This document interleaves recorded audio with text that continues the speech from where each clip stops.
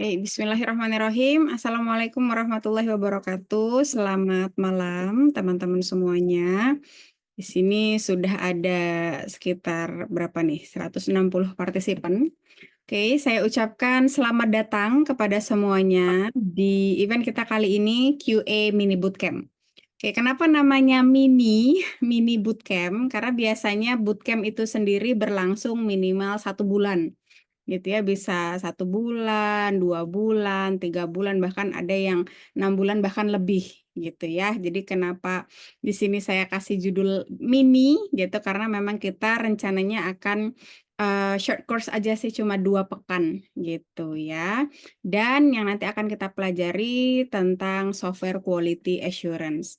Oke, hari ini hari Jumat tanggal 4 Oktober 2024. Malam ini baru kickstart meeting ya. Jadi baru pertemuan pertama kita. Kayak tadi ya, kita sudah kenalan dulu. Ternyata teman-teman dari Sabang sampai Merauke. Kemudian nanti kenalan sama saya juga yang akan memandu jalannya bootcamp kita 2 pekan ke depan. Dan juga mungkin nanti biar teman-teman tahu ya, nanti silabusnya akan belajar apa, bagaimana proses pembelajaran di bootcamp ini, kemudian ya nanti kita Q&A gitu ya. Oke, temanya malam ini Start Your Journey as a Software Quality Assurance gitu. Jadi mungkin langsung aja ke introduction. Teman-teman bisa panggil saya Elva, Mbak Elva, Bu Elva boleh. Mungkin ada yang gap usianya cukup jauh ya. Oke, waktu pertama kali saya announce gitu ya untuk QM Mini Bootcamp ini tuh bayangan pertamanya cuman oke lah 20, 50 orang, 100 lah mentok gitu. Ternyata ya mungkin karena gratis gitu ya, jadi memang sangat menarik gitu. Yang daftar itu lebih dari 600 orang. Jadilah saya filter gitu ya. Jadi karena waktu di pertanyaan kan teman-teman jawab ya, ada pengalaman bekerja di dunia software testing. Biar di sini nanti akan saya grouping supaya delivery materialnya itu sesuai. Jadi untuk pertemuan malam ini di batch pertama ini gitu ya, akhirnya saya filter dulu untuk yang experience-nya itu 0 sampai 1 tahun. Jadi yang 1 tahun ke bawah gitu, baik sudah jadi QA maupun belum ya. Kalau dilihat di sini banyak banget yang masih fresh graduate. Kemudian ada juga yang sudah bekerja tapi bekerjanya bukan QA. Kayak ini ada business analyst, IT help desk gitu ya. Ada juga yang belum bekerja, ada yang admin, IT support, macam-macam ya, yang masih belum punya pengalaman sama sekali terkait dunia software testing. Jadi nanti dengan kelompok ini harapannya ketika saya deliver materi, pengenalan QA gitu ya. Jadi sama rata nih semuanya, memang belum tahu QA itu apa, bagaimana gitu ya, bikin test case itu gimana. Kan beda cerita nih kalau misal teman-teman sudah senior gitu, sudah expert, sudah punya pengalaman yang banyak. Itu rencana saya nanti di sesi yang lain khusus untuk yang sudah punya cukup knowledge terkait QA, jadi nanti bisa materinya lebih advance gitu. Nanti misal langsung ke API testing, automation testing, web mobile automation gitu ya. Jadi untuk sekarang fokusnya di sini dulu. Ini pun yang punya pengalaman di bawah 1 tahun itu ada hampir 400, hampir 400 orang gitu.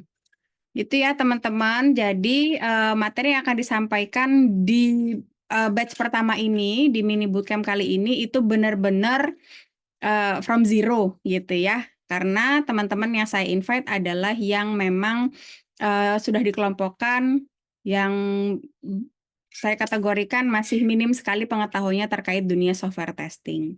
Gitu ya. Oke, saya sendiri tinggalnya di Jogja, makanya kalau ada yang teman-teman juga ada yang tinggal di Jogja, boleh kalau mau ketemu, tadi sudah saya sounding ya, teman-teman komunitas QA Jogja, ISKA itu ya.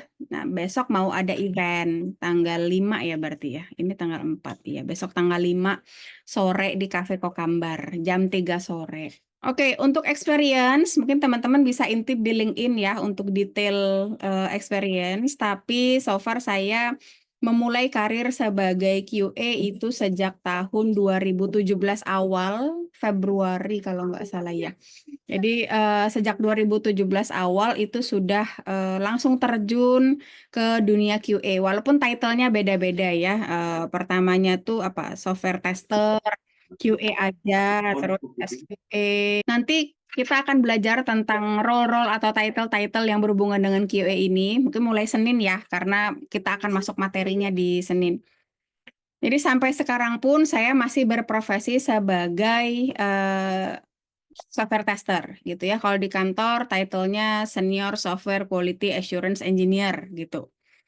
Apa yang saya lakukan? Melakukan pengujian, ngetes software aplikasi gitu ya, memastikan bahwa softwarenya itu sudah qualified, sudah sesuai bagaimana yang diminta oleh product owner-nya, oleh kliennya, seperti itu.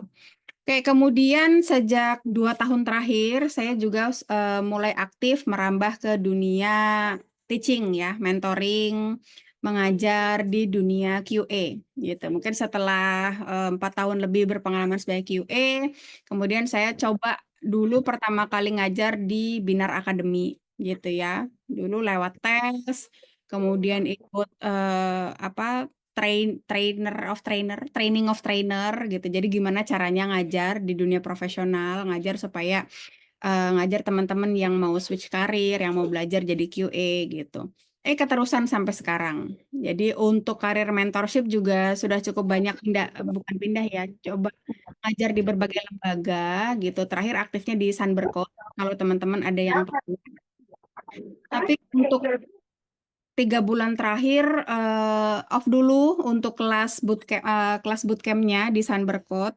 Jadi ini karena sudah lama vakum ngajarnya, makanya terus mau coba buka mini bootcamp buat pengen tahu juga sih so far sebanyak apa sih yang masih minat sama dunia software testing. Ternyata teman-teman lihat sendiri ya bahwa masih banyak sekali gitu ya yang berminat, yang pengen tahu, pengen kenal atau bahkan pengen jadi QA gitu. Bahkan dengan dibukanya QA Mini Bootcamp ini saya udah langsung dapat feedback. Kemarin kan ada teman-teman waktu ngisi form harapan gitu ya. Ternyata ada yang bener-bener sangat butuh gitu loh ilmu terkait QA, event ini. Pokoknya tuh ada yang bener-bener butuh banget, pengen banget jadi QA gitu. Ada gitu ya. Makanya saya harap dengan adanya kelas ini bisa memberikan sedikit banyak informasi bekal kepada teman-teman yang nanti mau jadi QA.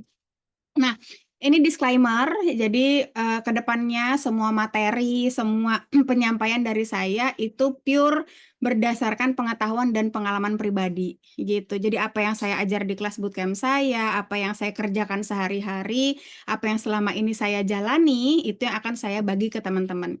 Jadi kalau misalnya ada beberapa informasi yang berbeda, karena kan nanti teman-teman akan aku ceritain juga bahwa setiap perusahaan itu berbeda gitu ya, corporate, startup itu biasanya culture environment-nya berbeda. Makanya mungkin nanti akan ada yang mendapati kok beda ya dengan di kantor aku, ada kok beda ketika nanti teman-teman join sebuah perusahaan gitu. Tapi overall secara general knowledge itu untuk QA, untuk testing prosesnya itu sama gitu. Tinggal mungkin nanti yang sedikit berbeda adalah workflow-nya atau mungkin secara team structure gitu ya. Atau mungkin produknya juga, software-nya. Karena beda software itu nanti beda lagi cara ngetesnya. Misal kita ngetes sebuah website, websitenya pun mungkin website yang saya di kantor ngetes apa namanya produknya itu HR management. Tentu beda kalau nanti teman-teman ngetesnya e-commerce, belanja-belanja gitu. Atau mungkin nanti beda lagi LMS, Learning Management System. Jadi beda gitu ya. Itu baru website. Belum lagi nanti kalau mobile application gitu kan beda. Kalau di mobile nanti ada yang perlu di swipe, zoom in, zoom out. Jadi ada sedikit perbedaan gitu ya tentang cara pengujian, beda platform, beda device. Apalagi nanti kalau misal ada itu baru manual testingnya gitu ya. Nanti ada juga ngetes API-nya, mungkin data di database-nya gitu. Jadi sangat luas sekali sebenarnya testing ini. Itu baru manual test. Belum nanti kalau teman-teman sudah mulai menerapkan teknik pengujian ke automated test ya. Jadi yang tadinya manual testing kemudian akan diotomatisasi. Nah, nanti beda lagi. Beda tools, beda produk, beda project, nanti bisa berbeda. Makanya yang akan kita sampaikan di bootcamp ini adalah general knowledge yang nanti akan bisa dipakai di manapun, gitu harapannya ya.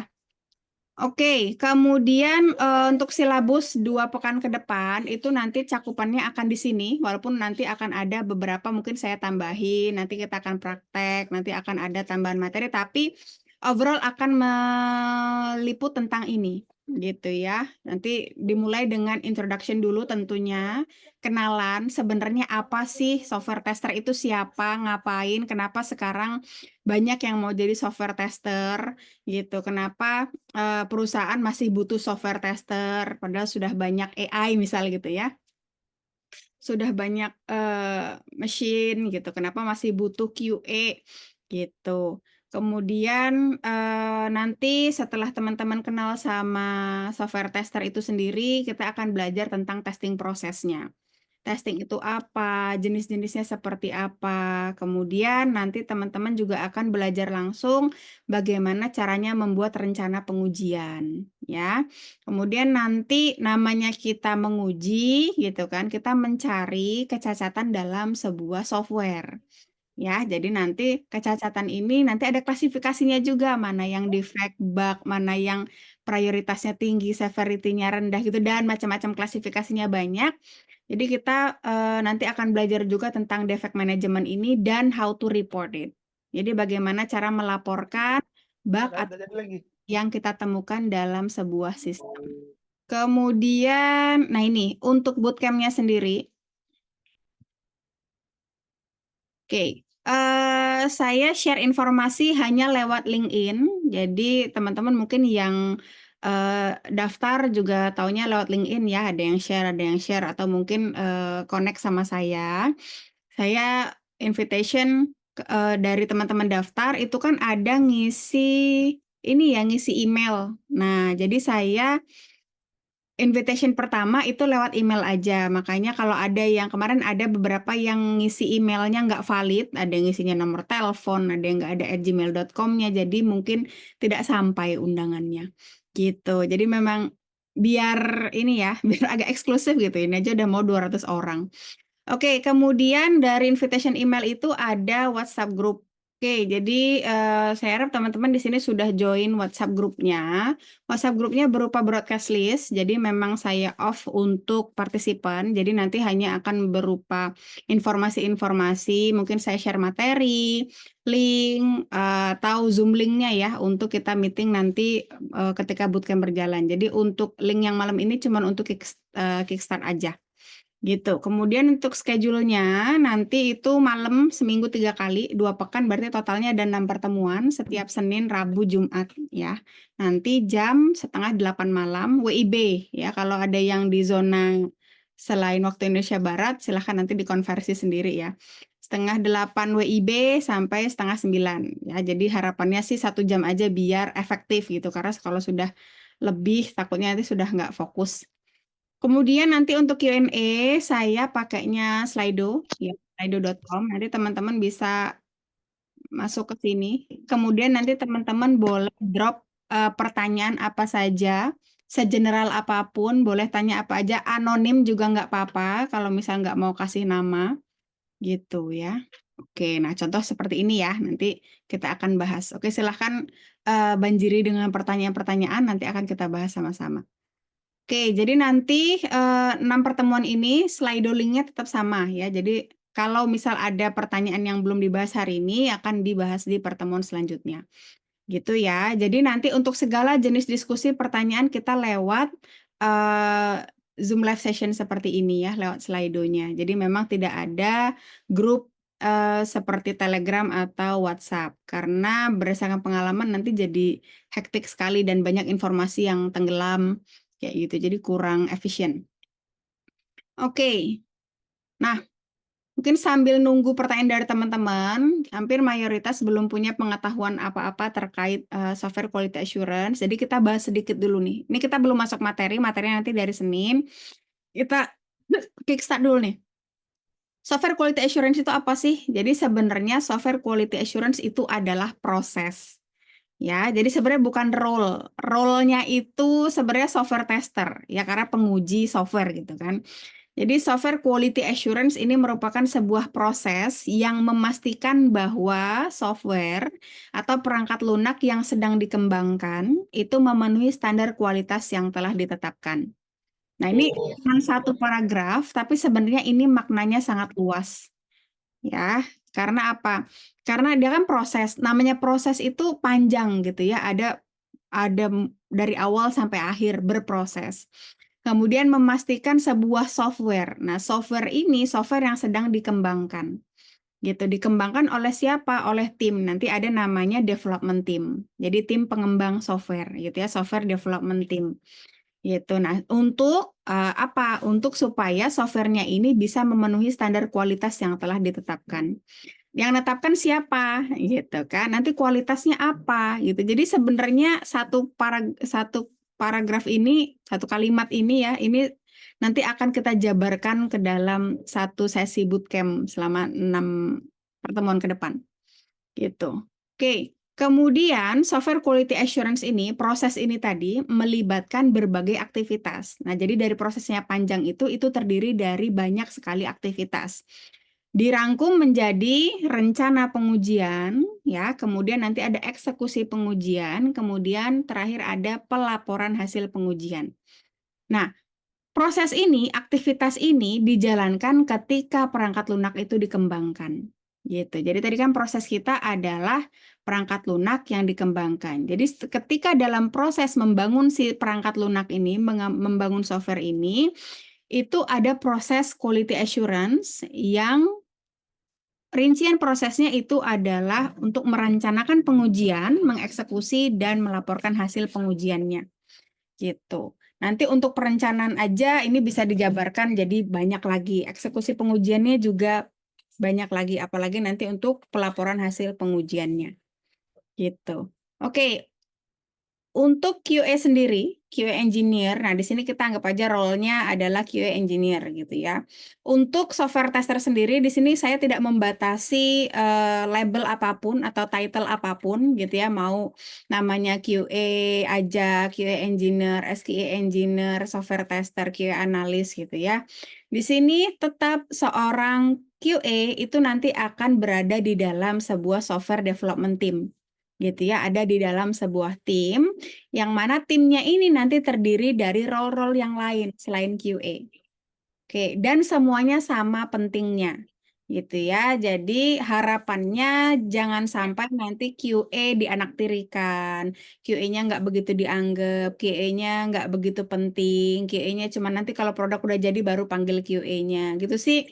Saya tidak berharap seperti itu ya, karena idealnya QA ini adalah anggota tim yang seharusnya dari awal proses mulai nih software development ini itu QA sudah terlibat sampai akhir gitu ya. Jadi proses quality assurance itu terlibat dari awal sampai akhir software development.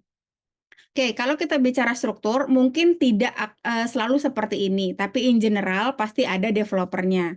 Siapa dong yang mau bangun aplikasinya kalau nggak ada developer? Gitu kan? Developers pun nanti terbagi lagi banyak ya, engineer-nya. Mungkin mereka ada level-levelnya lah, ada yang senior, ada yang junior, ada yang mungkin biasa ya, kalau di corporate kan ada 1, 2 software engineer, 1, 2 mungkin level-level seperti itu. Ada juga yang terbagi gitu kan, terbagi front end, back end gitu ya. Kemudian kalau front end, back end nanti developernya kerjanya masing-masing gitu ya. Yang front end untuk mungkin desain, yang tampilan yang akan ada dilihat sama user. Kalau back end nanti logic behind the system gitu. Atau nanti developernya all in jadi satu ya. Nah, nanti full stack developer. Gitu. Full stack developer satu orang dia bangun front end dan juga back end. Itu baru dev-nya, belum nanti ada lagi DevOps-nya, mungkin cloud engineer-nya, data analisnya yang terlibat. Mungkin banyak developer dan engineers yang terlibat dalam pengembangan software ini tergantung softwarenya. Gitu. Kemudian ada juga desainer gitu ya, mungkin UI UX designer yang mendesain kira-kira nanti tampilannya akan seperti apa. Dari mockup dari tim produk, didesain oleh tim desainer, nanti akan dipakai desainnya oleh tim front end atau developernya seperti itu. Itu ya. Nah, QA ini di tengah-tengah semuanya gitu ya. Jadi namanya kerja bareng di dalam satu tim bersama developer, desainer dan juga manajer. Untuk manajer ini ada dua ya, ada project manager, ada product manager. Nah ini biasanya kalau sudah masing-masing nih, kalau tim membangun sebuah produk itu ya produk, ada bahasa lain nggak? Ya produk software gitu ya, membangun sebuah produk software, berarti produk ini nanti punya perusahaan itu sendiri. Membangun produk berarti buat barang, buat produk sendiri gitu. Contoh lah, misal PT Gojek buat produk Gojek application. Jadi itu dia buat produk punya dia gitu nih yang nanti akan dijual dipasarkan.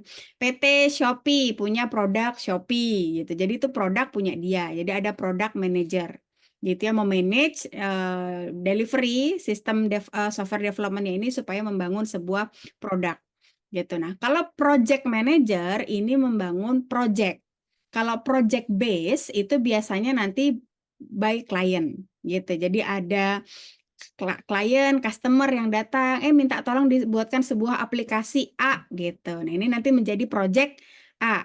Kita tim development membangun software itu berdasarkan permintaan si klien. Jadi ada projectnya perusahaan A gitu. Makanya ada project manager gitu ya. Nah, QA ini di lapangan biasanya juga terbagi untuk struktural, terbagi dua. Jadi akan ada di bawahnya tech team, teknologi departemen, atau di bawahnya produk departemen gitu ya. Jadi karena saya pernah merasakan keduanya nih dan itu berbeda ya teman-teman.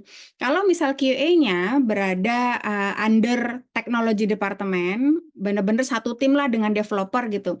Maka kita akan sangat didukung gitu ya untuk bisa mengembangkan karir, mungkin skill set di dunia QA, dikasih kesempatan untuk bisa building automation, terus benar-benar diajarin oh ini logic behind the system kayak gini gitu. Jadi kita benar-benar involved dalam technology thing tentang sistem yang dibangun. Tapi beda cerita kalau misal QA-nya ini under product. Biasanya kita akan lebih fokusnya ke product thing-nya. Jadi apa ya? Karena line manajernya.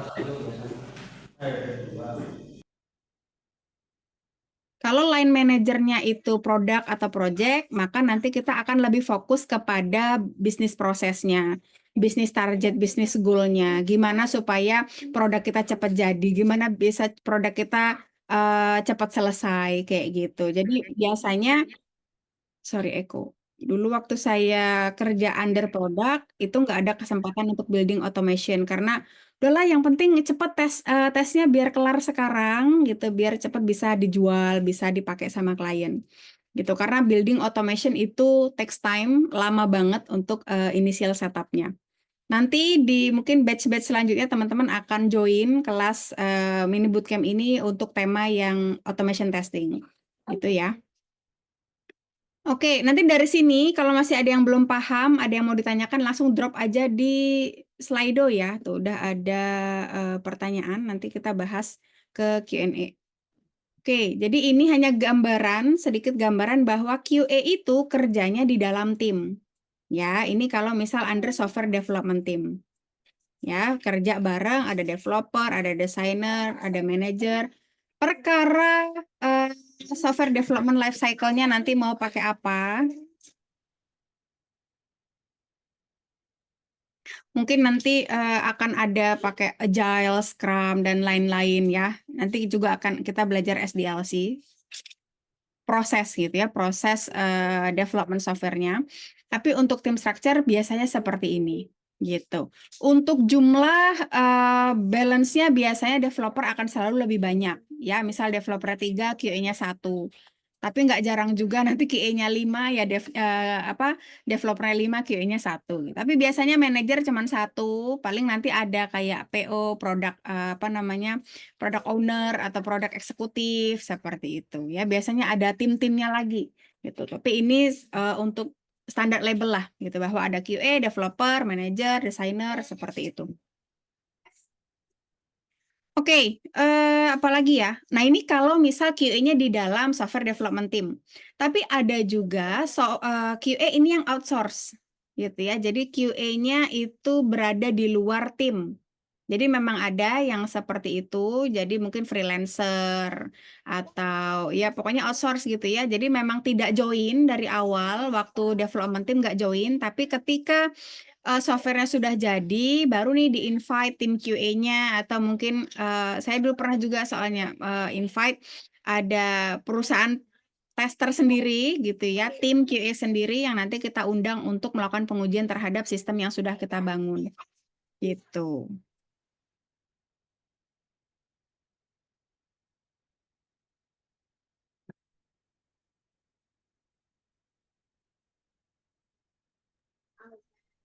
Oke, kita lanjut dulu. Nah, di Indonesia ada salah satu komunitas QA, saya bisa bilang itu komunitas terbesar. Mungkin yang lain ada ya beberapa perkumpulan-perkumpulan QA. Cuman kalau QA secara umum yang benar-benar menggabungkan teman-teman QA dari Sabang sampai Merauke, itu ada namanya Indonesia Software Quality Assurance ya. Jadi atau disingkat ISKA. Gitu. Makanya tadi aku ada bilang teman-teman ISKA Jogja besok mau meet up. Nah, setiap tahunnya ISKA ini melakukan survei ya 2023 awal, 2024 awal gitu ada survei.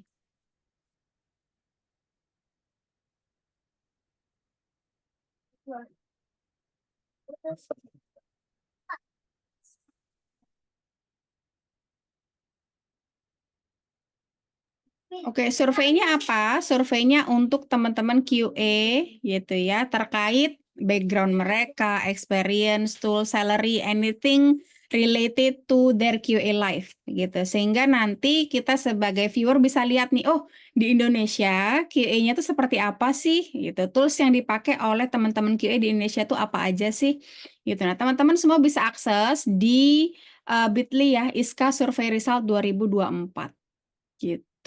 Kalau nggak salah ini ya. Nah, teman-teman bisa akses, dia sudah berupa Looker Studio kayak gini ya. Nah, di sini ini yang terbaru. Oh iya benar 2024. Ada 462 responden. Jadi memang mungkin cuman sekian persen ya dari bener dari total QA yang ada di Indonesia. Cuman dari responden ini kita sudah dapat cukup banyak knowledge lah gitu. Udah banyak knowledge yang bisa kita ambil dari sini. Gitu ya. Mungkin kita mulai dari working location. Jadi sudah banyak sekali QA yang tersebar di Indonesia, bahkan ada yang mungkin dari luar negeri juga, tapi dia orang Indonesia, gitu. Kemudian ini, nah terkait background ya, pasti ini kalau teman-teman yang belum tahu QA, pasti ada nih pertanyaan, apakah harus IT, apakah harus lulusan IT, apakah harus sarjana, apakah harus ngerti teknologi untuk bisa jadi QA? Jawabannya tidak. Ya, teman-teman bisa lihat di sini bahkan memang banyak yang sarjana, tapi itu tidak menutup kemungkinan untuk teman-teman yang tidak S1. Gitu ya, yang D3, mungkin yang SMK, D4, SMA gitu ya. Jadi tidak harus sarjana IT gitu. Untuk backgroundnya major background itu tidak harus teknik informatika ya. Bisa ini nih kalau kita lihat ada yang bisnis manajemen, ada yang matematika, bahkan ada yang fisika, IPA, akuntansi, apalagi nih farmasi, teknik ini ya, apalagi ini SMA, oh rahasia, peternakan itu. Ini semuanya sudah jadi QA gitu ya. Jadi buat teman-teman di sini yang baru mau switch karir jadi QA, baru mau apply jadi QA, kemudian nggak punya background IT gitu ya, belum punya pengalaman, it's okay, you still have the same chance. Itu ya, jadi masih ada kesempatan buat semuanya. Tinggal nanti gimana stepnya, prosesnya apa yang harus teman-teman persiapkan untuk bisa punya senjata yang kuat karena saingannya banyak. gitu ya, banyak yang mau jadi QA gitu. Kenapa banyak yang mau jadi QA? Karena ini. Karena ini ya. Jadi untuk salary distribution itu QA untuk salary bisa saya bilang sama bahkan lebih dari developer, tergantung job desk-nya ya. Tapi in general bisa sama. Gitu. Jadi untuk range salary ini QA itu bahkan salary-nya bisa lebih dari 100 juta. Ya, bahkan di sini yang menduduki posisi tertinggi mungkin 5 sampai 20 juta lah. Ya, di bawah 5 juta juga banyak. Jadi kita ambil aja 5 sampai 15 juta rupiah per bulan gitu ya. Kalau yang di atas-atas ini jangan tanya saya kerjanya apa, saya juga nggak tahu. Semoga nanti kita bisa sampai di sana.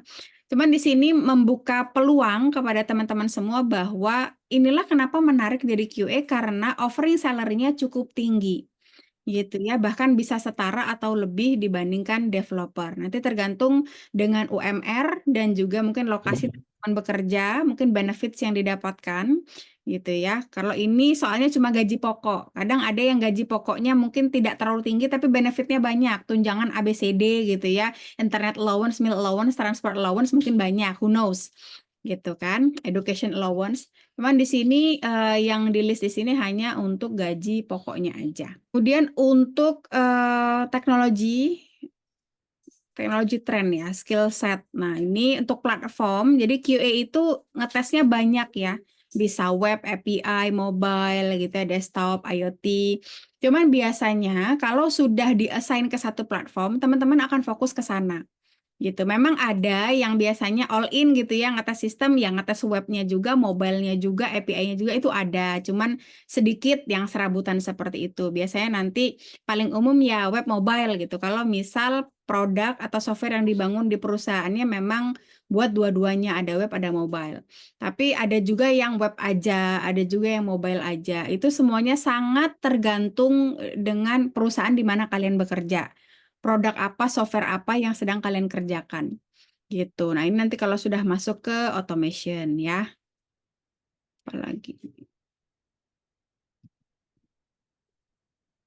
Kemudian untuk task manajemennya masih banyak sekali yang bikin task case-nya pakai spreadsheet manual. Makanya nanti di bootcamp ini kita akan belajar dua-duanya, baik manual pakai spreadsheet ataupun nanti pakai task management tools.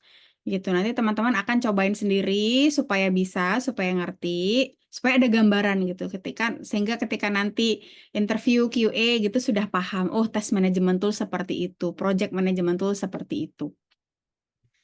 Itu ya, apalagi. Oke, mungkin pertanyaan umum juga terkait certification, mungkin apa ya, pendukung ya, sertifikat pendukung itu sebenarnya tidak terlalu diperlukan. Karena nanti ketika teman-teman apply sebagai QA role, tester, software tester, nanti yang akan dilihat tetap skill setnya. Soft skill, hard skill, dua itu. Jadi walaupun mungkin sertifikatnya 10, tapi ketika dites itu nggak jelas ketika menyampaikan argumennya, mungkin ketika apa namanya, coba cari defect-nya nggak bisa gitu ya, nggak terbukti soft skill dan hard skill-nya, maka nanti sertifikatnya nggak akan berguna dong gitu. Walaupun memang punya sertifikat itu menjadi poin tambahan, tapi tetap harus dibuktikan ketika nanti tes gitu ya. Oke, nanti untuk surveinya teman-teman bisa dibaca-baca lagi. Kalau ada yang mau didiskusikan boleh drop aja pertanyaan di Slido ya. Oke, kemudian di sini kan banyak banget yang switch career, banyak juga fresh graduater, banyak yang belum ada kerja, pengen jadi QA. Nah, untuk bisa mulai kerja sebagai QA, itu apa sih yang harus teman-teman siapkan? Apalagi untuk yang nggak punya background, zero experience ya, apalagi yang non IT gitu ya. Oke, step pertama, jadi teman-teman harus segera memperbaharui profil online di semua platform. Ya, zaman sekarang untuk daftar kerja apalagi online itu di mana aja bisa lewat LinkedIn, mana sih Jobstreet, Tech in Asia, Glints, banyak sekali platform tempat kita bisa daftar online. Jadi ini contohnya kalau teman-teman mau kerja, cari kerja, ini di salah satu platform aja contohnya di LinkedIn ya. Jadi ada menu jobs, nanti teman-teman cari aja quality assurance, QA, apa software tester gitu ya. Nanti filternya disesuaikan dengan kepengenannya kalian. Misal kalian maunya remote working atau ya onsite oke lah, tapi atau maunya yang hybrid gitu ya. Nanti lokasinya bisa dicari. Nah, nanti tinggal disesuaikan dengan kemampuan kalian. Nanti dicari role yang kira-kira masih, nah ini misal internship gitu ya, misal masih baru nih ceritanya. Nanti dilihat responsibility-nya apa aja. Biasanya nanti communication, nggak jauh-jauh dari apa namanya teamwork gitu ya. Requirement, nah ini mintanya WFO gitu. Apalagi ini kok kayak gini ya, ini AI generation kayaknya. Nah, nanti coba dibaca-baca. Jadi contohnya seperti itu, boleh pakai platform apapun ya, boleh dicari, tapi nanti harus teman-teman hati-hati juga, harus self research ya, perusahaannya valid atau tidak, karena akhir-akhir ini banyak scam ya. Ini aja nge-share online bootcamp aja ada di komen itu yang ini scam bukan ya gitu, ada yang masih ragu gitu kok gratis gitu. Jadi karena banyak scam, jadi teman-teman harus hati-hati juga ya. Nanti ketika dapat invitation, jangan menyerahkan berkas apapun dulu sebelum uh, offering gitu ya. Kalau baru interview jangan ngasih KTP, jangan ngasih ijazah, jangan ngasih apapun gitu ya. Jadi kalau misal baru interview ya udah interview aja. Data ya kita cerita saya kuliah di mana, backgroundnya apa, knowledge-nya apa. Cuman jangan memberikan soft copy apalagi hard copy apapun gitu ya. Oke, nanti diperbarui profil online-nya di LinkedIn. Mungkin kalian punya account di Glints ya diperbaharui semuanya. Mungkin fotonya yang profesional gitu ya. Kemudian interest kalian, semuanya diperbaharui, dibikin profesional lah. Karena uh, recruiter gitu ya, headhunter nanti lihatnya dari online profile dulu gitu. Karena akan dilihat gitu ya, background-nya seperti apa. Kemudian siapkan portofolio. Kalau role yang lain, misal developer gitu ya, portofolionya mereka punya codingan gitu kan, desainer mereka punya desain. Kalau QA itu portofolionya apa ya gitu. Kalau QA itu kita bisa bikin test cases, kita bisa bikin bug report, atau mungkin nanti yang sudah bisa automation bisa bikin automation scriptnya dipublish gitu. Jadi sebenarnya banyak ya portofolio QA itu, tinggal nanti bahannya nih. Jangan bikin test case atau bug report dari confidential data, misal pakai sistem kantor gitu. Jangan ya, kita pakainya yang publicly accessible. Jadi misal bikin test case e-commerce yang semua orang bisa akses e-commerce tersebut gitu. Jadi yang apa sih yang memang layak publish gitu. Kemudian step selanjutnya nanti teman-teman harus perluas jaringan gitu ya, ikut event, join grup ya kayak sekarang lah teman-teman hadir di mini bootcamp gitu ya, nanti join community, any community sebenarnya nggak harus QA ya, nanti kalian perluas jaringan, siapa tahu dari sana nanti dapat relasi, dapat teman baru gitu kan, kemudian kenal sama orang yang dia developer ternyata nyari QA gitu. Karena saya pun jujur beberapa perusahaan terakhir itu saya dapat dari relasi. Bahkan yang sekarang kantor yang sekarang itu saya dapat karena saya kenal sama CTO-nya. Ya bisa dibilang jalur orang dalam, cuman tetap mengikuti ini ya tes officialnya tetap ngikutin. Cuman dapat infonya itu kita bisa kayak lebih valid gitu kan, dapat infonya kalau dari temen. Oh iya sekarang lagi buka lowongan gitu. Beda dengan kalau cuma nyari di platform misal gitu kan, siapa tahu lowongannya sudah tutup minggu lalu, nggak tahu. Tapi kalau kita punya relasi kan kita bisa tahu masih nyari berapa orang lagi gitu, udah dapat belum kandidat yang cocok belum, oke kita bisa daftar gitu ya. Itu the power of connection, tapi bukan kemudian kalian lolos gara-gara temennya di sana, bukan, cuman dapat informasinya tadi gitu ya, yang dicari seperti apa, atau kita bahkan bisa bertanya gitu kan, oh di sana workflow-nya seperti apa, jadi kita bisa punya gambaran. Karena joining a company gitu ya, masuk ke sebuah perusahaan itu bukan hanya perusahaan mau menerima kamu atau tidak, tapi apakah kamu mau menerima perusahaan untuk menjadi bagian dari hidupmu. Ya, jadi ini sebenarnya 50-50 ya, jadi simbiosis mutualisme lah. Jadi kalian jangan jual murah istilahnya ya, jangan ya udah deh yang penting diterima, ya udah deh yang penting ada kerjaan.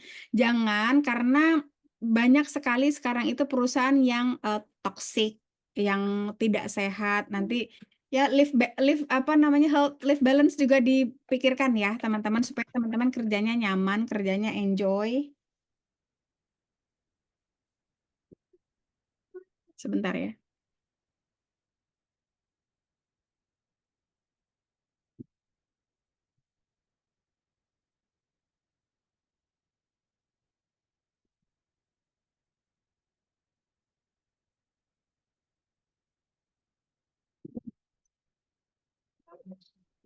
Oke, sampai mana tadi? Supaya kerjanya nyaman, supaya harapannya teman-teman bisa growing gitu ya, bisa mendapatkan manfaat yang sebanyak mungkin ketika teman-teman join di company tersebut gitu. Ya, sebenarnya challenges itu pasti ada ya, tantangan pasti ada. Cuman kalau bisa kita lihat gitu ya dari sebelum join sebuah company, kita bisa lihat nih kira-kira strukturnya seperti apa. Kalau misal kita bisa dapat informasi devnya berapa, misal devnya ada 20, QA-nya saya doang, nanti ketika join itu udah pasti bakal sering overtime, sudah pasti bakal overload kerjaannya karena dilihat dari angkanya saja sudah tidak balance. Misal seperti itu ya. Jadi nanti teman-teman harus pahami dulu nih company-nya sebelum teman-teman join.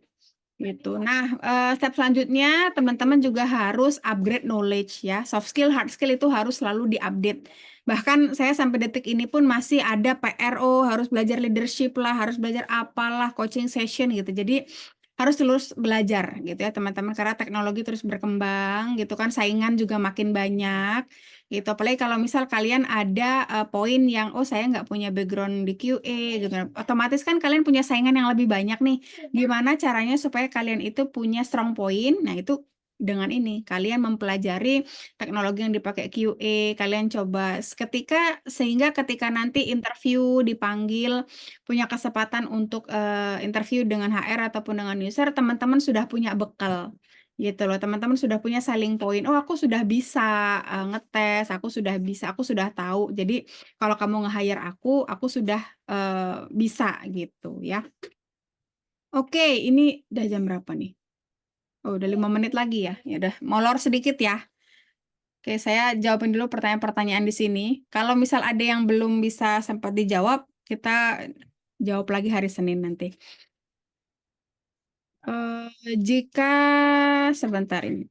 Jika QA menjadi bagian dari mata kuliah di program studi Computer Science, kira-kira paling minimal yang harus dipelajari dari mahasiswa apa saja untuk modal awal terjun ke dunia QA di industri. Oke.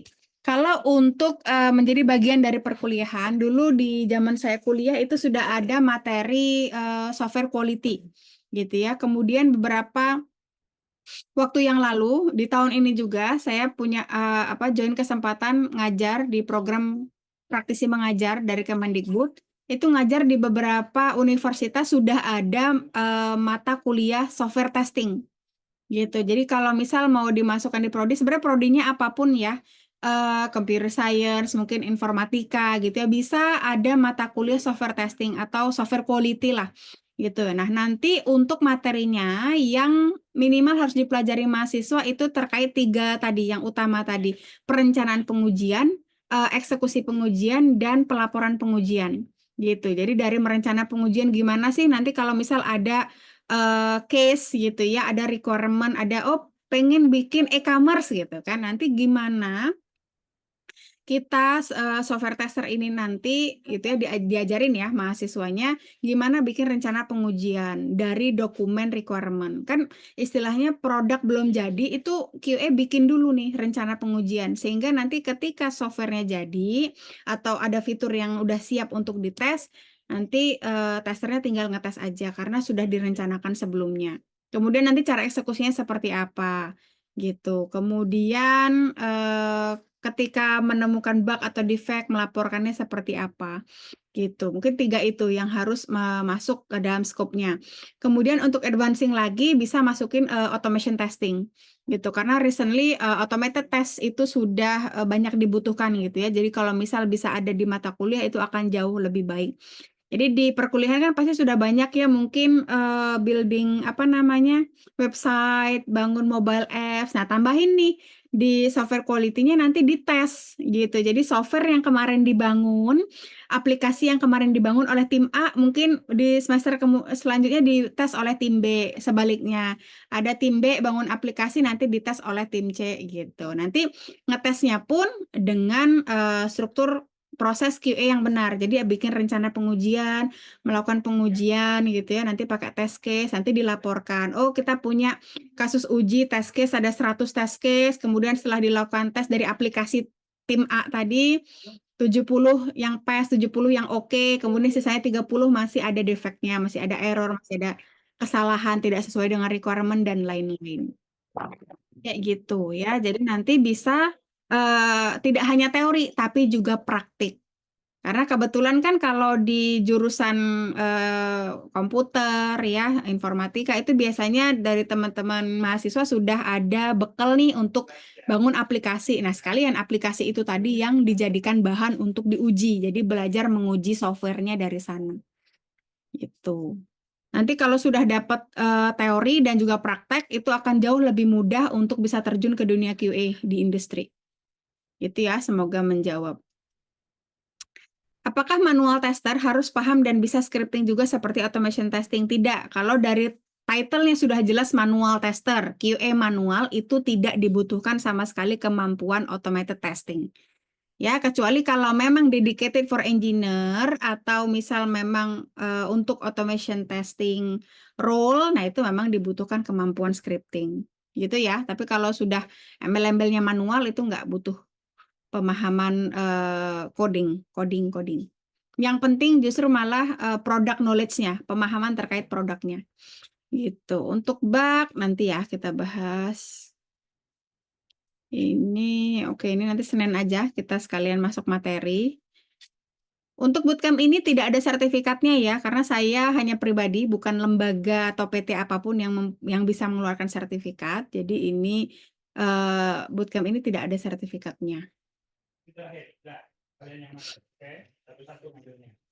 Oke, ini masuknya ke automation. Jadi ini tools ya. Jadi automation testing tools itu banyak banget toolsnya.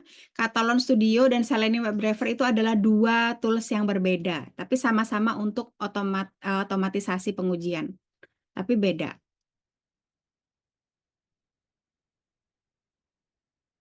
Apakah ada sedikit materi untuk automation testing? Tidak ada. Jadi untuk 2 pekan ini kita pure belajarnya manual testing aja.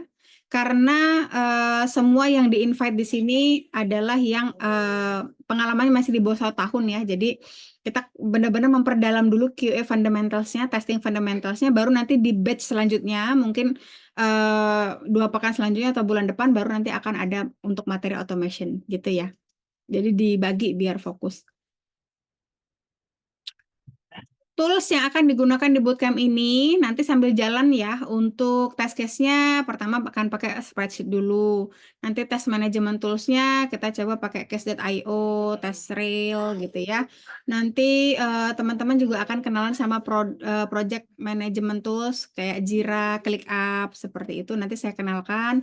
Untuk bug report-nya nanti kenalan sama Zoho Bug Tracker atau mungkin nanti pakai project management tools-nya juga bisa untuk bug reporting. Gitu ya, paling nggak jauh-jauh dari tools yang biasanya dipakai sama QA. Apakah di tahun mendatang software tester akan tergantikan dengan AI? Saya yakin bahkan tidak hanya mungkin 2-5 tahun, mungkin 10 tahun mendatang tetap software tester itu dibutuhkan. Ya, mungkin untuk beberapa proses yang sudah sistemnya sudah sudah baku nih akan seperti ini terus, itu bisa dijalankan pakai automation testing. Tapi kalau untuk produk baru, software baru yang masih dikembangkan itu benar-benar membutuhkan pengetahuan manusia, benar-benar membutuhkan analisa manusia ya, human thinking untuk bisa menganalisa ini sudah sesuai belum sih dengan yang diharapkan oleh user, diharapkan oleh requirement gitu. Jadi saya rasa role software tester ini akan tetap selalu dibutuhkan, walaupun mungkin nanti konteksnya berbeda, mungkin nanti terbatas untuk industri tertentu gitu ya. Tapi saya yakin role software tester akan tetap dipakai gitu. Oke, apa ini? Recap. Apa ini? Bentar ya. Apakah QA sudah terlibat dalam desain produk? Ideally, yes. Tapi bukan untuk mendesain ya, tapi melihat desainnya. Jadi, dalam proses membuat sebuah software, itu ada namanya ini ya, requirement specification. Jadi kayak di awal, sebelum developer kerja, itu dari tim produk itu ada, kita bahas dulu nih gitu ya. Kita rapat dulu, kita bikin dulu sebuah dokumen. Nanti teman-teman juga akan ngelihat ya, FSD, SRS, IRD gitu ya. Dokumen-dokumen yang biasanya dibaca sama QA.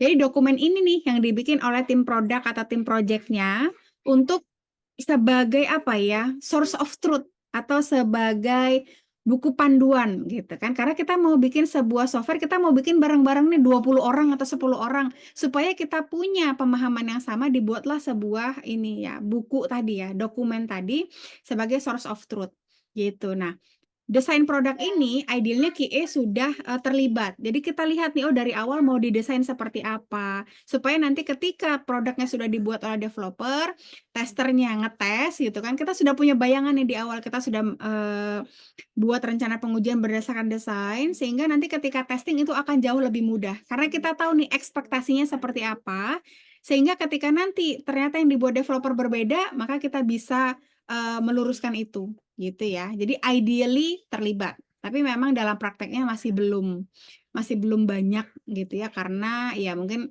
sedikit pengetahuan dari tim, mungkin manajernya, apakah QA ini harus diajak, kan QA-nya nggak ngapa-ngapain, lihat-lihat doang gitu ya. Tapi boleh kalau teman-teman mau menyuarakan aspirasinya gitu. Pak, saya diajak dong di product meeting gitu, biar kita juga paham produk ini mau dibawa kemana, ekspektasinya mau seperti apa gitu. Karena kan kerja tim gitu ya.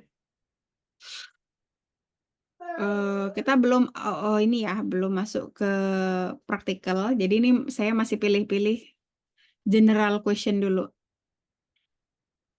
Portofolio untuk manual QA sudah dibahas tadi ya, bisa bikin test case, dummy untuk membuat portofolio. Oke, nanti saya share di WhatsApp ya, website atau mungkin API dummy yang bisa kita gunakan untuk bikin QA portofolio. Karena kan seperti yang saya bilang tadi, kita nggak bisa pakai ini ya, barang kantor, kita nggak bisa pakai produk yang private gitu.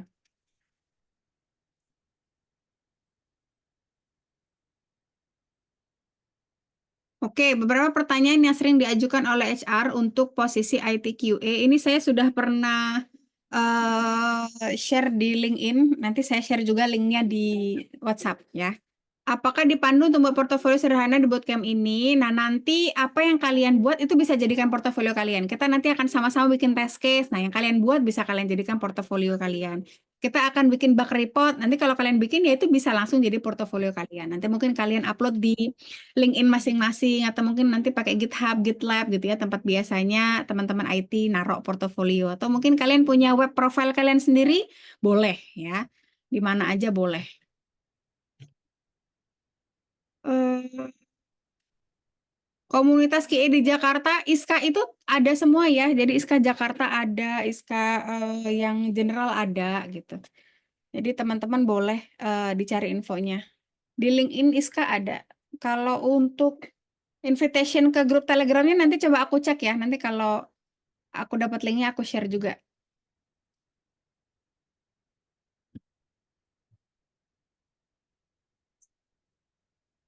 Oke, untuk tools besok kita bahas waktu udah materi ya. Tomate, oke. Jenis-jenis testing types nanti ada di materi kita.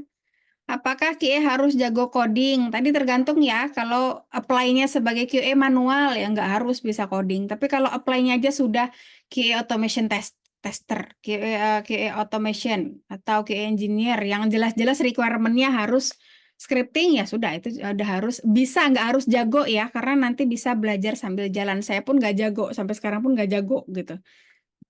Jadi bisa sambil jalan. Zaman sekarang mah sudah lumayan gampang ya, sudah banyak kalian bisa tanya ChatGPT, tanya Gemini gitu kalau misal ada code yang error gitu atau nanya logic gitu ya. Itu sudah jadi tidak harus jago. Ini sama ya pertanyaannya ya. Balik lagi ke role yang kalian pegang. Karena kan setiap role itu nanti ada job desk-nya ya, ada job description-nya. Kalau memang di dalam job desk-nya memang ada write code, ngoding, scripting, automation testing, ya berarti kalian dituntut untuk bisa bikin automation test, automated test.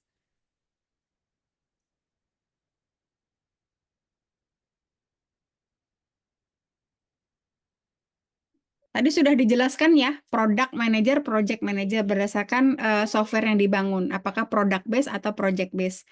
Produk berarti sebuah perusahaan buat produk punya mereka sendiri. Jadi terserah perusahaannya mau bikin produk apa yang nanti produk itu akan dijual. Jadi biasanya nanti ada tim sales marketingnya. Tapi kalau project itu ada customer klien yang datang minta dibuatkan software. Jadi nanti software yang mau seperti apa itu permintaan dari kliennya, terserah kliennya karena bayar kan.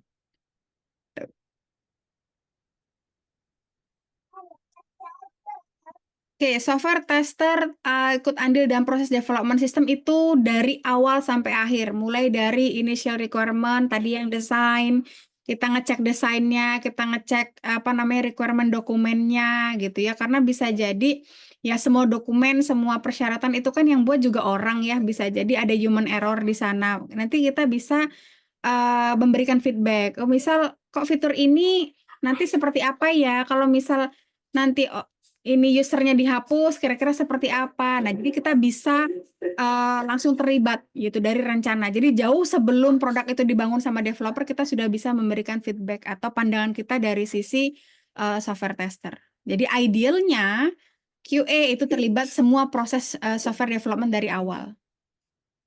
Gitu. Jadi boleh ya kalau misal teman-teman mau minta diajak meeting gitu.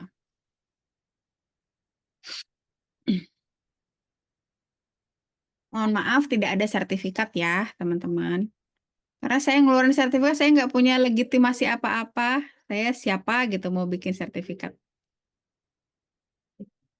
Hubungannya sama SDLC, oke. Senin kita bahas ya. Ini sama pertanyaannya. Teman-teman kalau nulis pertanyaan boleh dicek dulu ya list pertanyaan siapa tahu ada pertanyaan yang sama karena ini sama dengan 3 pertanyaan sebelumnya. Apakah QRS bisa coding? Kalau QA manual tidak harus, kalau automation harus ya. Untuk saat ini peluang QA manual apakah masih banyak atau bakal dialihkan ke semua ke automation? QA manual itu masih banyak sekali peluangnya ya. Tapi sekarang yang semakin banyak itu manual plus automation. Jadi istilahnya apa ya? Nge-hire QA itu for all in one. Jadi kayak ya bisa manual test, bisa automation test gitu. Jadi kalau yang benar-benar nge-hire untuk manual aja itu biasanya perusahaan yang memang belum menjalankan automation testing atau memang yang prosesnya memang membutuhkan manual test aja gitu. Jadi kayak misal yang terkait apa videografi gitu ya harus ngecek video, ngecek gambar biasanya masih manual. Kayak temanku kemarin kerjanya di interior design. Jadi QA-nya ngetes udah bener belum posisi kursinya di sini, posisi mejanya begini. Nah, itu kan manual tes semua gitu. Jadi sebenarnya masih banyak peluangnya di beberapa industri. Nanti teman-teman pinter-pinter nyari lowongannya gitu. Tapi kalau untuk yang apa namanya data gitu ya itu biasanya sudah mulai beralih ke automation. Tidak menutup untuk QA manual di inisialisasi development. Pertama kali software dibangun itu pasti manual dulu. Nggak bisa ujuk-ujuk langsung automation. Bisa. Automation itu syaratnya manual testnya harus selesai dulu. Ya, jadi kalau belum di manual test nggak boleh ke automation test dulu. Makanya peluang QA manual itu masih banyak. Cuman memang untuk saat ini automation semakin digandrungi, makanya untuk teman-teman yuk tambah ilmunya untuk merambah ke automation. Apakah ada batasan umur? So far nggak ada. Ya, kita sebaya lah ya, kita sebaya. So far nggak ada. Jadi selama saya berkarir, ketika interview itu nggak pernah tuh ditanya umur, bahkan mau saya anak udah ada gitu. Jadi nggak urusan pribadi itu biasanya nggak ada kaitannya. Hanya tadi ya skill set ya soft skill, hard skill gitu. Nanti tinggal persaingan sih. Jadi dalam satu lowongan kerja ini kan misal yang daftar ada 100 orang nih gitu. Nah, nanti yang punya skill mumpuni yang sesuai dengan yang diminta sama perusahaan, nah itu nanti biasanya kuncinya di sana. Makanya terkadang kalau teman-teman belum lolos atau belum diterima di sebuah perusahaan, bisa jadi itu bukan karena kaliannya yang nggak mumpuni, tapi mungkin ada skill set yang memang tidak sesuai dengan apa namanya perusahaan. Jadi perusahaannya mencari seperti apa, mungkin ada kandidat yang lebih cocok. Jadi bukan kalian nggak mampu, cuman ya kebetulan aja ada belum rezeki berarti ya, ada orang lain yang lebih cocok dengan kriteria perusahaan tersebut. Jadi so far batasan umur tidak ada. Tinggal nanti concern-nya adalah biasanya kalau sudah usianya lebih matang, kan biasanya sudah berkeluarga. Kalau sudah berkeluarga biasanya ekspektasi salary-nya lebih tinggi. Nah, itu harus dibarengi dengan skill set yang juga mumpuni. Gitu. Karena kalau misalnya ekspektasinya tinggi, tapi skill setnya belum ada, nah cukup sulit nih untuk bisa mendapatkan gaji yang diharapkan. Gitu. Karena kan pesaingnya banyak nih, gitu. Nah, makanya kalau misal teman-teman expect higher salary, maka kalian juga harus provide higher skill setnya. Gitu ya. Oke, kayaknya itu dulu ya teman-teman untuk kickstart kita malam ini. Seru banget, teman-teman ternyata antusiasnya luar biasa. Eh, Nanti kita akan pandu pelan-pelan ya, satu per satu. Mungkin nanti bikin test case-nya, portofolio, dan lain-lain. Nanti akan sama-sama gitu ya, kita sama-sama. Dan apa namanya, terbuka ya untuk semua pertanyaan. Nanti kalau misal kalian ada yang masih kurang dipahami gitu ya ketika proses nanti kita belajar, boleh banget nanti drop aja question di sini, nanti akan kita bahas bareng gitu. Oke. Mungkin sekian dulu ya untuk pertemuan kita malam ini. Terima kasih banyak ya untuk waktunya sudah bisa join malam ini.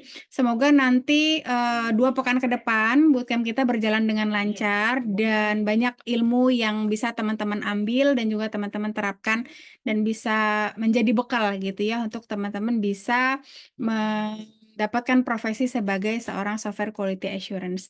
Terima kasih banyak. Insya Allah kita ketemu lagi Senin malam. Nanti link yang baru akan saya share di grup WhatsApp. Itu ya. Terima kasih. Saya tutup kelasnya. Assalamualaikum warahmatullahi wabarakatuh.